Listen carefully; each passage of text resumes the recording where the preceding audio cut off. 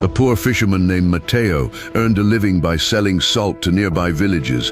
Every morning, he loaded 2 heavy sacks of salt onto his old donkey and crossed a shallow river on the way home.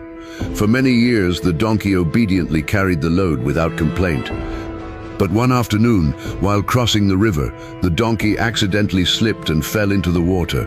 By the time Matteo helped him back up, most of the salt had already dissolved. As they continued walking, the donkey suddenly realized something. The burden on his back had become much lighter, and for the first time in a long while, the journey home felt easy. The next day, the donkey remembered what happened.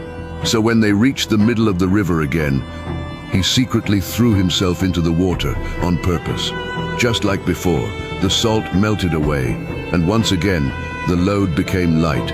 The donkey quietly smiled to himself. "Now I know the trick," he thought. But Matteo had been watching carefully. He understood exactly what the donkey was doing. So the following morning, Matteo said nothing and loaded the donkey as usual. But this time, instead of salt, he filled the sacks with dry sponges.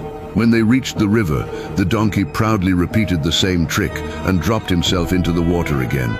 For a few seconds, he expected relief, but then suddenly, the load on his back became heavier and heavier and heavier. The sponges absorbed all the river water until the donkey could barely stand. He struggled to lift his legs, his body trembled from exhaustion, and as he painfully dragged himself out of the river, Matteo looked at him calmly and said, "Just because a trick worked once doesn't mean it will save you every time." The donkey lowered his head in silence, because the shortcut he thought was clever became the reason his burden grew far worse than before. Moral of the story: people who rely on deceit and shortcuts often believe they are being smart. But sooner or later, life changes the situation, and the same trick that once helped them becomes the very thing that destroys them.